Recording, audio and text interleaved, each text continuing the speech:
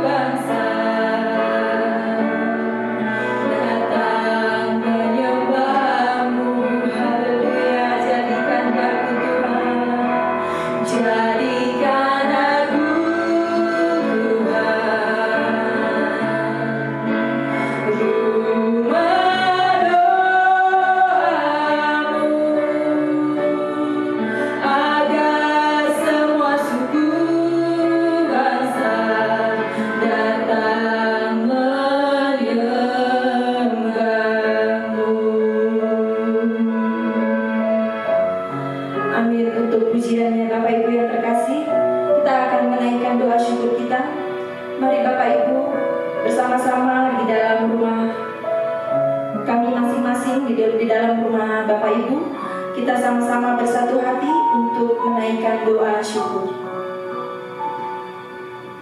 Ya Bapa di dalam surga, Bapa yang kami sembah dan kami puji di dalam nama Yesus Putranya yang Maha Kudus, yang telah memberikan keselamatan bagi jiwa kami, yang telah memberikan karunia rahmat ilahi dalam hidup kami.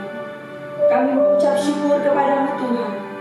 Buat pagi hari ini kami boleh melakukan ibadah kami di rumah kami masing-masing. Kami percaya kasih-Mu Tuhan yang sempurna terus berkarya dan memberkati kami. Dan kami tahu Engkau hadir di tengah-tengah kami. Engkau hadir di tengah-tengah umat-Mu. Engkau hadir di tengah-tengah keluarga-keluarga. Bahkan di seluruh muka bumi kami percaya banyak misbah-misbah doa dan misbah-misbah syukur yang dinaikkan di dalam hadirat.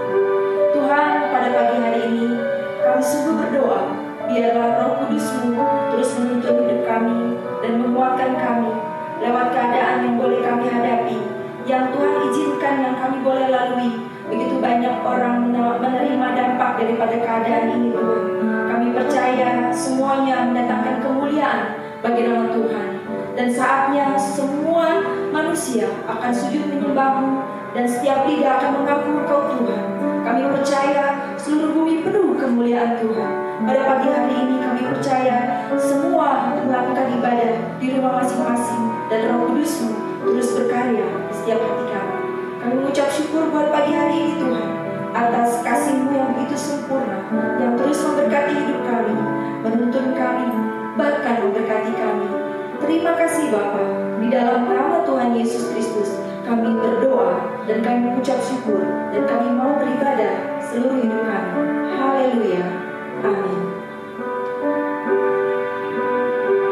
Bapak Ibu yang terkasih, saatnya kita akan menaikkan kembali pujian. Hanya dekat Allah rasa tenang hatiku.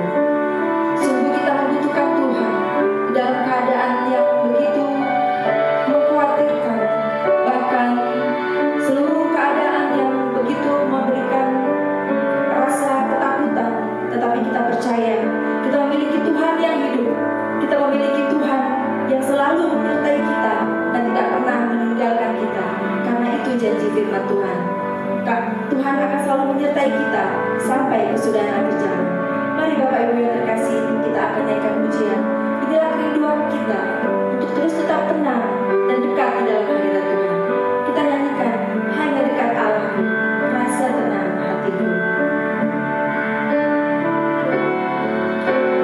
Hanya dekat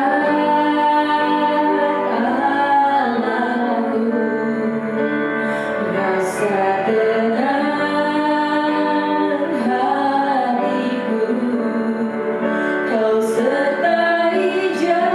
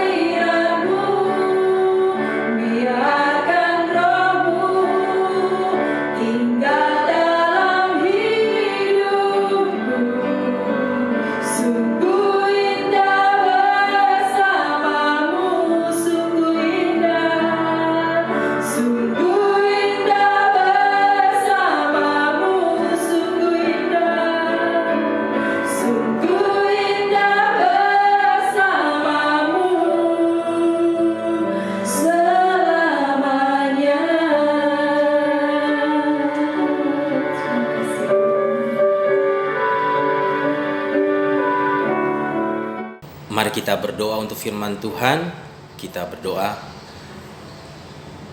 Bapa Surgawi, kami mengucap syukur kami boleh datang ke hadirat-Mu untuk menyembah-Mu, untuk meninggikan Tuhan dan beribadah kepada Tuhan. Dan sekarang kami rindu diberkati oleh firman Tuhan. Kami menyerahkan pemberitaan firman Tuhan dari permulaan hingga akhir.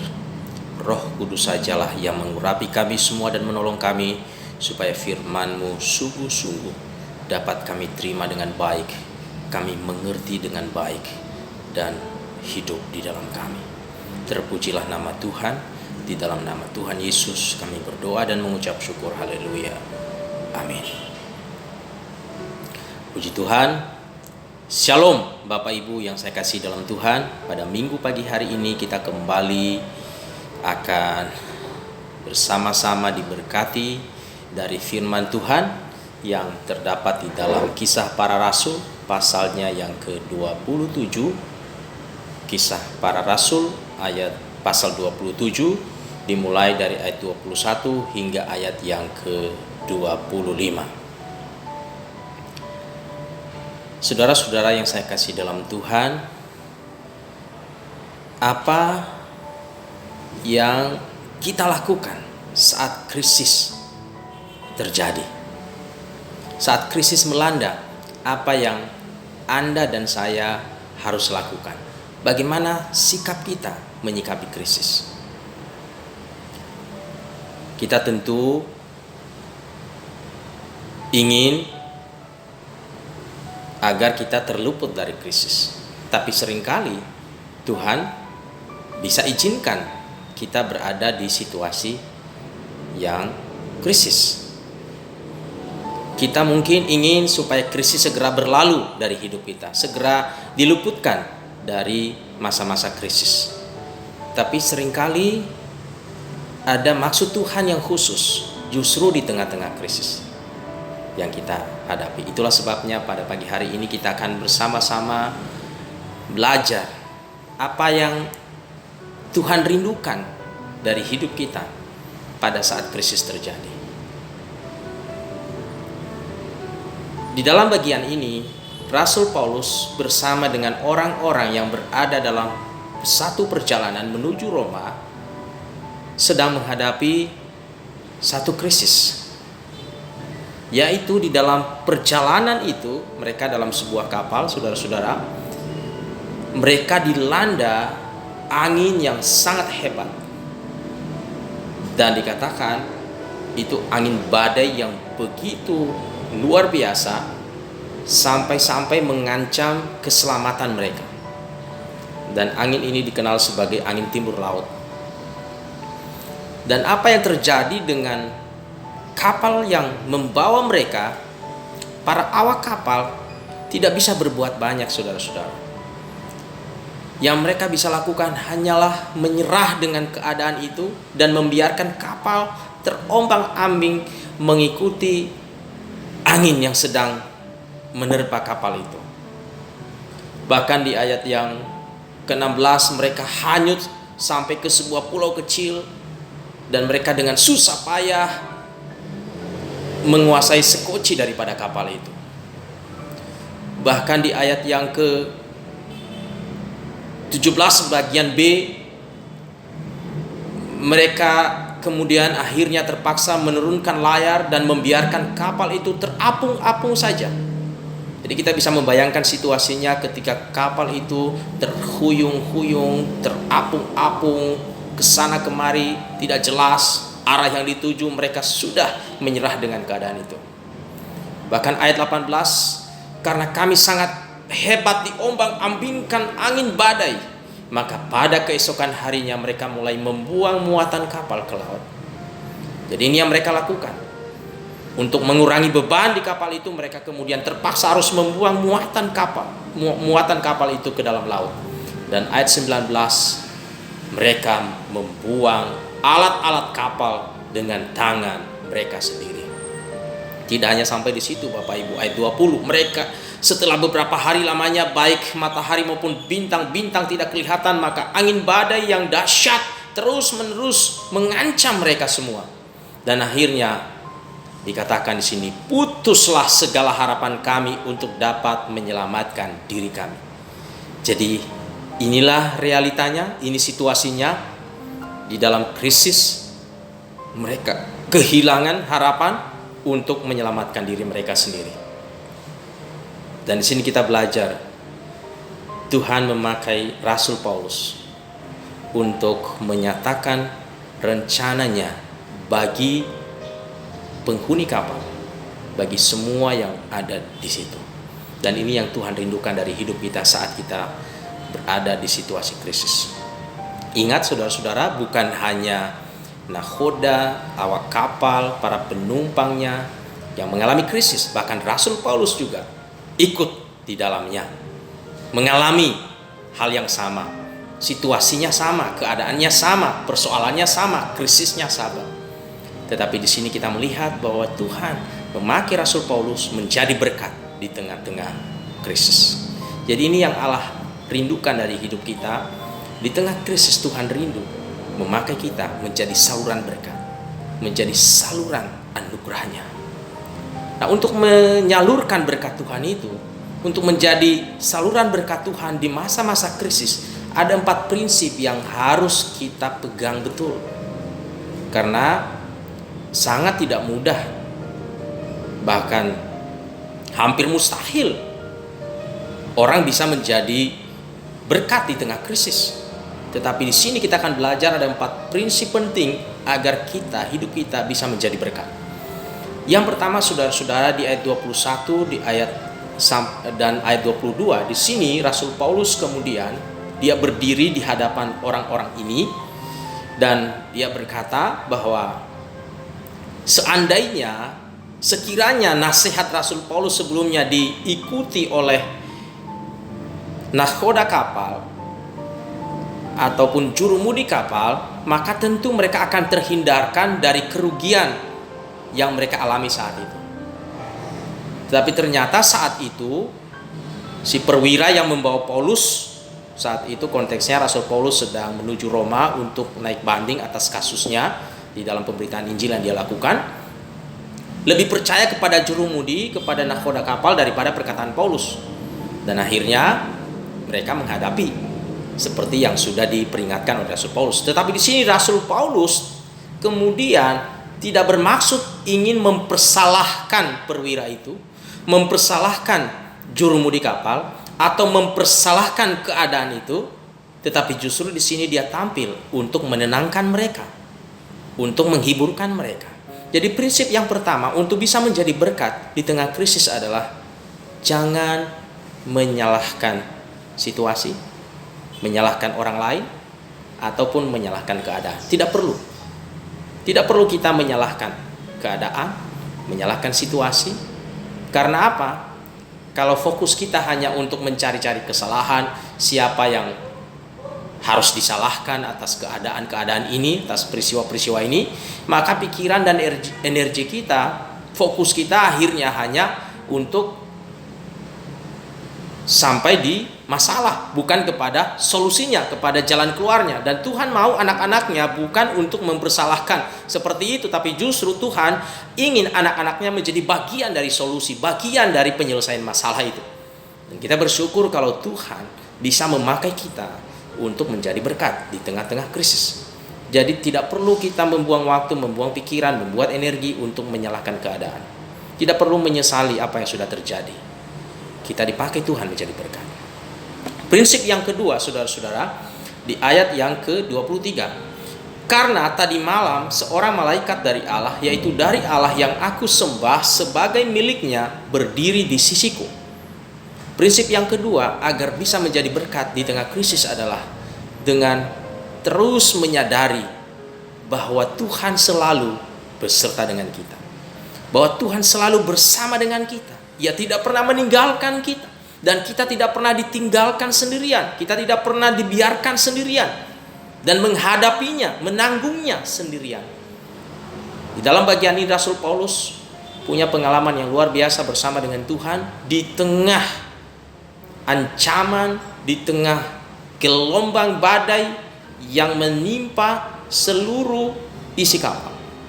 Di situ justru dia mengalami kehadiran Tuhan, mengalami penyertaan Tuhan, dan dinyatakan berdiri di sisiku. Saudara-saudara, kita tahu di dalam Kristus Tuhan selalu bersama dengan kita. Kita harus menyadari hal ini, sehingga apapun situasinya, apapun krisis yang sedang terjadi saat ini, khususnya di tengah-tengah bangsa kita saat ini dengan COVID-19 ini, kita tahu bahwa Allah tidak meninggalkan kita. Inilah yang menjadi sumber kekuatan kita, dan sekaligus inilah yang menjadikan kita mampu menjadi berkat di tengah krisis ini, karena aku tahu juru selamatku selalu bersama-sama dengan aku. Kalau di dalam konteks ini malaikat Tuhan berdiri di sisinya, kita tahu sebagai umat perjanjian baru, Kristus itu sekarang ada di dalam kita. Dia tinggal dalam kita, dia hidup dalam kita, dia bekerja, dan dia akan menuntaskan rancangannya melalui hidup kita. Jadi prinsip yang kedua, menjadi berkat, sadari bahwa kita selalu disertai Tuhan. Penyertaan Tuhan tidak pernah dibatasi oleh keadaan yang kita alami, oleh situasi yang terjadi, oleh kesulitan, oleh krisis apapun, tidak bisa menghambat penyertaan Tuhan bagi kita. Prinsip yang ketiga agar bisa menjadi berkat di tengah krisis adalah di ayat yang ke-24.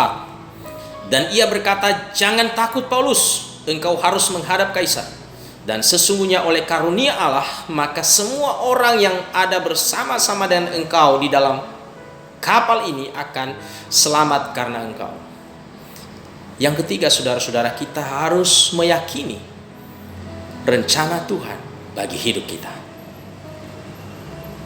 Bahwa di tengah situasi apapun, di tengah krisis apapun, Tuhan punya rencana bagi hidup kita. Di dalam konteks ini, rencana Tuhan bagi hidup Paulus, dia harus sampai ke Roma, dia harus bertemu dengan Kaisar, dia harus menyampaikan perkaranya, tetapi sebenarnya ada misi yang lebih besar lagi daripada itu. Adalah di sana dia akan memanfaatkan kesempatan itu untuk memberitakan Injil di sana, untuk menyatakan Kristus di sana, untuk menyampaikan rencana Tuhan di sana. Dan disinilah kita harus mengerti bahwa Tuhan punya rencana bagi hidup kita. Rencana Tuhan lebih besar dari permasalahan yang kita alami. Rencana Tuhan bagi kita lebih besar dari krisis yang sedang terjadi. Kalau Tuhan masih izinkan kita ada sampai hari ini, berarti masih ada rencana Tuhan yang harus digenapi, ada kehendak Tuhan yang harus dituntaskan lewat hidup kita. Karena itu, dengan meyakini bahwa Tuhan punya rencana dalam hidup saya, kita bisa menjadi berkat. Dan memang untuk itulah kita dipanggil oleh Tuhan, untuk menjadi berkat. Bukan hanya untuk menerima berkat-berkatnya, tapi untuk menjadi saluran berkat. Dalam bagian ini Rasul Paulus meyakini akan rencana Tuhan dalam hidupnya. Jadi krisis yang terjadi, badai yang sedang bergelora, hantaman angin yang sedang melanda mereka tidak dapat menghentikan rencana Tuhan dan tidak dapat mencelakakan mereka, merenggut nyawa mereka, tapi sebaliknya mereka akan selamat dalam peristiwa ini, dan mereka akan sampai ke tujuan masing-masing. Dan khususnya bagi Rasul Paulus, dia akan sampai di Roma dengan selamat, dan dia akan menyaksikan kebaikan Tuhan. Jadi penting kita menyadari bahwa Tuhan punya rencana yang indah. Karena itu, dengan memiliki rencana, maka kita bisa menjadi berkat di tengah krisis. Yang keempat, yang terakhir adalah ayat 25. Sebab itu tabahkanlah hatimu saudara-saudara, karena aku percaya kepada Allah bahwa semuanya pasti terjadi sama seperti yang dinyatakan kepadaku. Yakin pada firman Tuhan. Yakini firman Tuhan. Sebab di sini Rasul Paulus dengan tegas, dengan mantap berkata, aku percaya kepada Allah bahwa semuanya pasti terjadi. Saudara-saudara, di sini kita melihat bahwa apa yang diperkatakan oleh firman itu pasti terjadi. Apa yang Allah firmankan itu pasti terjadi. Dan Tuhan tidak mungkin membatalkan firman-Nya. Dan firman Tuhan yang keluar dari mulut Allah tidak mungkin kembali dengan sia-sia. Karena itu Paulus dapat berdiri tegak di tengah badai, di tengah semua orang yang sudah berputus asa, di tengah krisis yang sedang melanda, bisa menjadi berkat. Karena Paulus memegang 4 prinsip penting untuk bisa menjadi berkat di tengah krisis. Yang pertama, tidak perlu menyalahkan situasi, menyalahkan orang lain, menyalahkan keadaan. Yang kedua, sadari penyertaan Tuhan. Setiap saat Tuhan bersama kita. Yang ketiga, yakini Tuhan punya rencana yang besar bagi hidup kita. Dan yang keempat, percaya kepada firman dan janjinya. Karena apa yang Tuhan firmankan itu ya dan amin. Selamat menjadi berkat di tengah krisis yang terjadi. Roh Kudus menolong kita. Amin, kita berdoa. Terima kasih untuk kebenaran firman-Mu. Biarlah Roh Kudus memeteraikan setiap benih firman Tuhan yang sudah kami dengar. Kami rindu hidup kami menjadi berkat di tengah krisis yang sedang terjadi di bangsa kami, di lingkungan kami, bahkan di tengah-tengah keluarga kami sekalipun. Urapilah kami Tuhan, tolong kami supaya kehadiran kami selalu menjadi berkat, membangkitkan semangat yang patah, menghibur yang sedang bersusah hati, memulihkan yang beban berat, dan memberi kekuatan bagi yang lemah. Oleh karena Roh Kudus tinggal dalam kami dan memakai kami semua bagi kemuliaan Tuhan. Terpujilah nama-Mu, dalam nama Yesus kami berdoa dan mengucap syukur. Haleluya. Amin.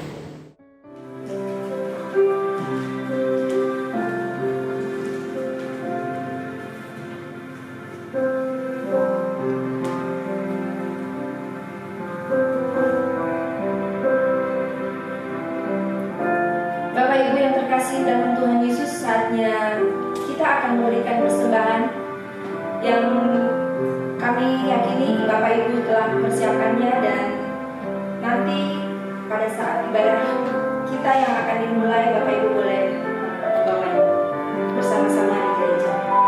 Namun kita akan berdoa terlebih dahulu. Mari Bapak Ibu satukan hati untuk kita berdoa dalam persembahan.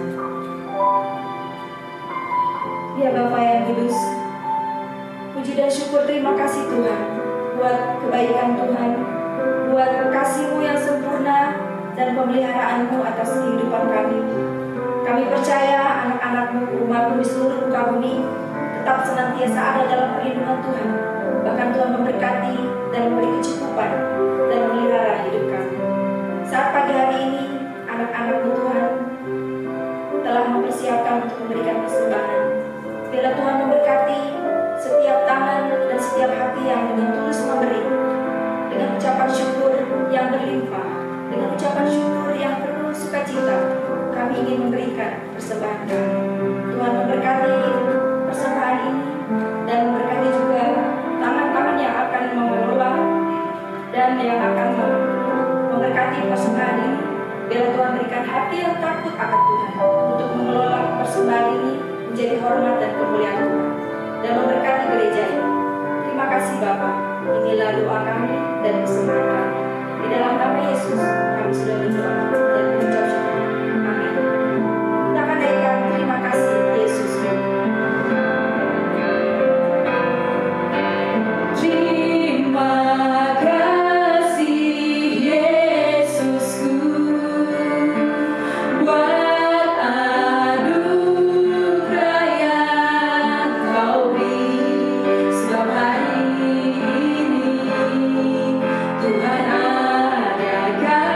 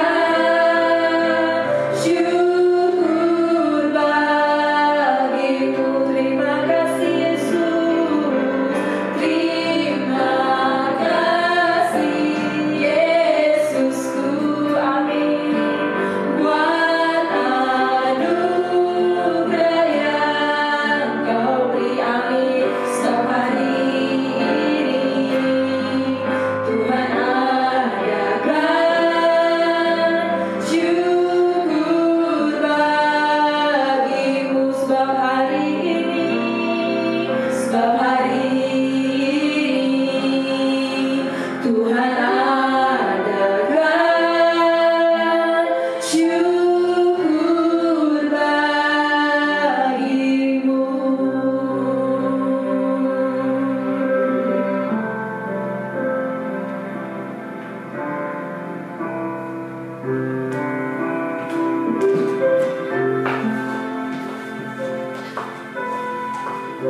Bapak Ibu yang dikasihi oleh Tuhan, kita akan mempersiapkan diri kita untuk menerima perjamuan kudus. Saya ajak kita bersama-sama menaikkan pujian bagi Dia.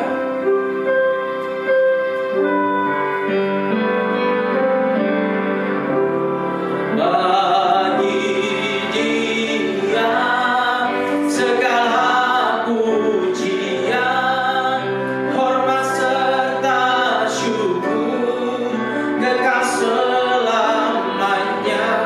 Bagi Dia segala pujian, hormat serta syukur selama-lamanya. Saya mengundang Bapak Ibu yang di rumah untuk bangkit berdiri. Mari memegang roti di tangan kanan Bapak Ibu dan cawan anggur di tangan kiri.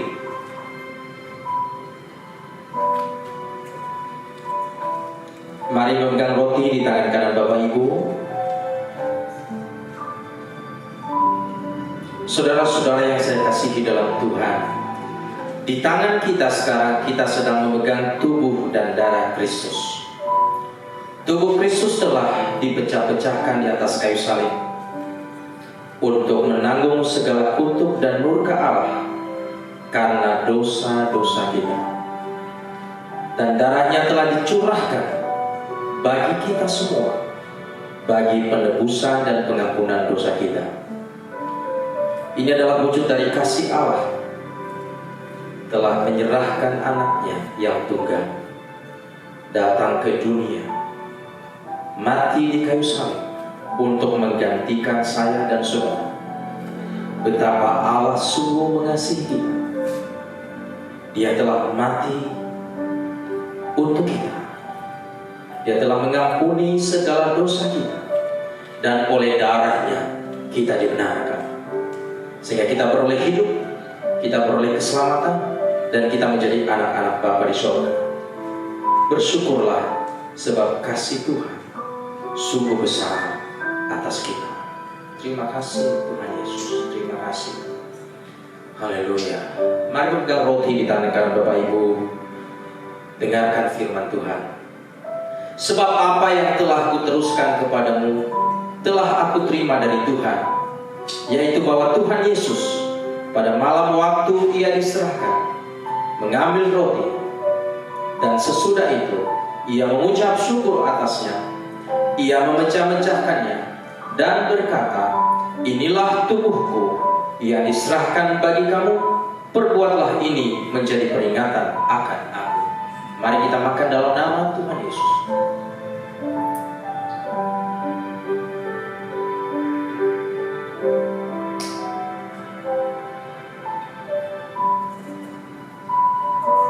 Terima kasih.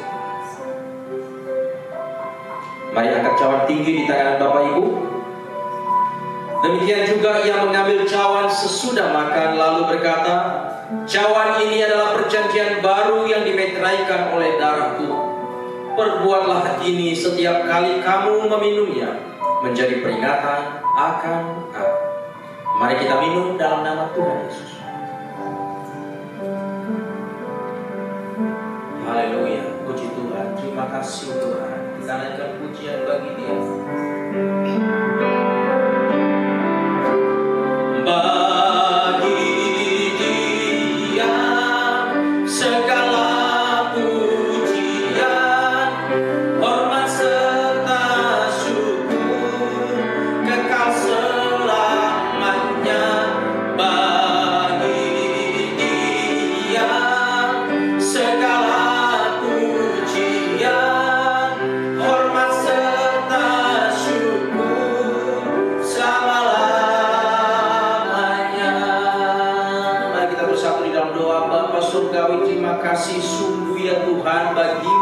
segala hormat, pujian, syukur, dan kemuliaan selama-lamanya. Sebab hanya Engkaulah yang layak untuk disembah dan diagungkan. Terima kasih Tuhan Yesus, Engkau telah rela menyerahkan nyawa-Mu di kayu salib untuk menggantikan kami yang berdosa, untuk menebus kami, untuk menyelamatkan hidup kami, dan menjadikan kami menjadi orang-orang yang diselamatkan. Terima kasih untuk keselamatan kekal. Lewat darah-Mu kami diampuni, kami disucikan, kami dikuduskan, kami dibenarkan, dan menjadi orang-orang yang berbahagia. Terima kasih Bapa, terima kasih untuk perjamuan kudus meteraikan dalam hidup kami, supaya kami terus dapat mengingat akan kasih Allah dan mengingat akan pengorbanan Kristus yang sungguh luar biasa bagi hidup kami. Terpujilah nama-Mu kekal untuk selama-lamanya. Di dalam nama Yesus Kristus kami berdoa dan mengucap syukur. Haleluya. Amin. Silakan duduk Bapak Ibu. Jemaat Tuhan, kita akan mengakhiri kebaktian kita. Mari kita satukan hati di dalam doa. Kita berdoa. Bapa Surgawi, kami mengucap syukur untuk lawatan Tuhan dan pimpinan Tuhan dalam ibadah kami pada hari ini. Kami diberkati, kami dikuatkan, kami memperoleh sukacita dari Tuhan melalui ibadah ini. Biarlah segala kemuliaan hanya bagi Tuhan. Berkatilah saudara-saudara kami yang telah ambil bagian dalam pelayanan pada hari ini, baik sebagai WL, para singers, pemain musik yang mengambil video, demikian juga semua operator yang bertugas di hari ini. Kami percaya pelayanan kami tidak sia-sia, telah menyenangkan hati-Mu. Dan saat ini juga kami berdoa untuk bangsa kami Tuhan, khususnya upaya-upaya yang dilakukan oleh bangsa kami untuk keluar dari krisis pandemi COVID-19 saat ini. Biarlah kiranya hikmat Tuhan terus menyertai dan menolong para pemimpin kami, presiden dan wakil presiden, seluruh jajaran kementerian yang ada, kepala-kepala daerah dari pusat sampai ke pelosok. Demikian juga untuk TNI dan Polri yang mengamankan dan menertibkan bangsa ini, supaya mereka semua ditolong Tuhan, diarahkan Tuhan untuk perubahan yang lebih baik. Kami berdoa untuk para pasien yang terus berjuang untuk bisa sembuh dari COVID-19. Kami percaya lawatan Tuhan tersedia bagi mereka dan belas kasihan Tuhan dinyatakan untuk memulihkan dan menyembuhkan setiap mereka. Para tim medis yang terus berjuang siang dan malam bekerja sepenuh hati untuk menolong mereka yang terinfeksi virus COVID-19 ini. Kami berdoa kiranya mereka ditolong Tuhan, disertai Tuhan, diberikan kekuatan dan kesehatan oleh Tuhan. Kami percaya ya Tuhan, bahwa bangsa kami akan segera keluar dari masalah ini, dan kami akan melihat kemuliaan Allah dinyatakan bagi negara kami. Terima kasih Bapak. Kami berdoa untuk seluruh anak-anak-Mu dan jemaat-Mu yang ada di diaspora Cinere. Kami tahu ya Tuhan, bahwa Engkau Allah yang sungguh mengerti dan peduli akan keberadaan anak-anak-Mu. Tidak ada satupun pergumulan yang tersembunyi di hadapan-Mu, sehingga yang sakit saat ini disembuhkan dalam nama Yesus, yang lemah dikuatkan, yang susah dihibur, yang berbeban berat mendapatkan kelegaan dari Tuhan. Kiranya di dalam masa-masa yang sulit saat ini, hati dan pikiran kami, pengharapan kami tetap dikuatkan di dalam Tuhan, karena kami tahu Engkau Bapa yang baik, Engkau Allah yang setia, tak sekalipun Engkau membiarkan dan meninggalkan kami. Terima kasih Tuhan, segala hormat, puji syukur, kemuliaan hanya bagi Tuhan. Kami naikkan syukur dan doa kami di dalam nama Tuhan Yesus. Haleluya. Amin. Mari kita mengarahkan hati kepada Tuhan. Bapak Ibu yang ada di rumah, mari angkat kedua belah tanganmu, arahkan hatimu kepada Tuhan, dan terimalah berkat Tuhan.